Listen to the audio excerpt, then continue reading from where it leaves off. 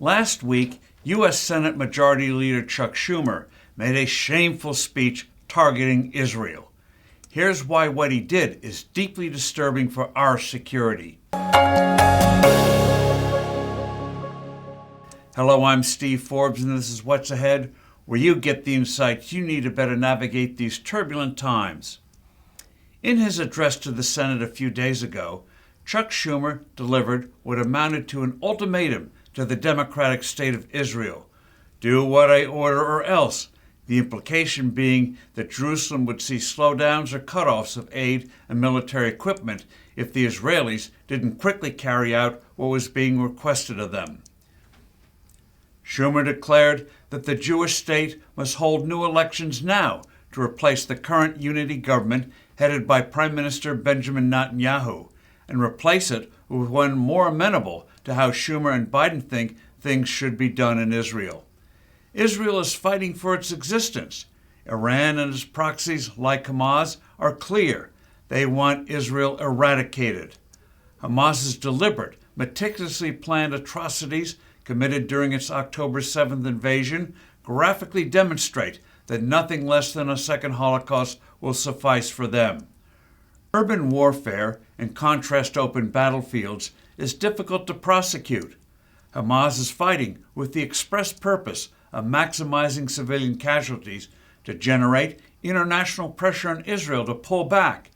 Israel gets no credit for the extraordinary efforts it makes to minimize civilian deaths. Hamas's murderous strategy is working with this White House and fair-weather friends like Chuck Schumer. President Biden warned Israel not to wage its planned offensive in the city of Rafah, the last stronghold of Hamas.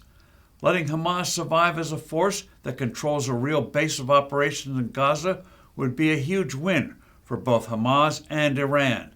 The Ayatollahs could say that if Israel can't eradicate Hamas, it stands no chance of survival long term, given all the other growing forces arrayed against it.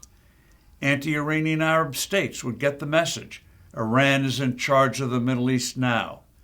That Senator Schumer would let himself be a shill for Hamas is beyond understanding.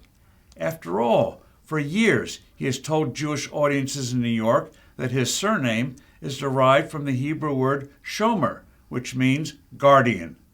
Schumer not only ordered Israelis to change their government, he also declared Israel must accept a two-state solution for the Palestinian situation. This decades-old idea is always a non-starter because Palestinian leaders won't accept the existence of Israel. After all, Israel withdrew unconditionally from Gaza almost 20 years ago. What happened next?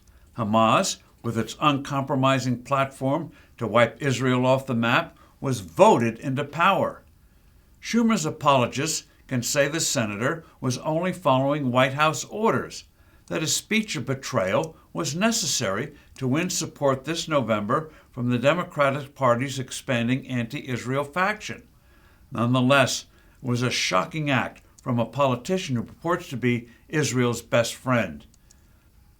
Schumer's speech is symptomatic of both how morally unmoored the U.S. government has become, ready to betray a democratic country today like the West did with the democracy of Czechoslovakia in 1938, and how incredibly derelict it is in the face of a world that has become as dangerous as it was in the 1930s, which led to World War II. The White House, in fact, wants to cut military spending in real terms. I'm Steve Forbes. Thanks for listening. Do send in your comments and suggestions. I look forward to being with you soon again.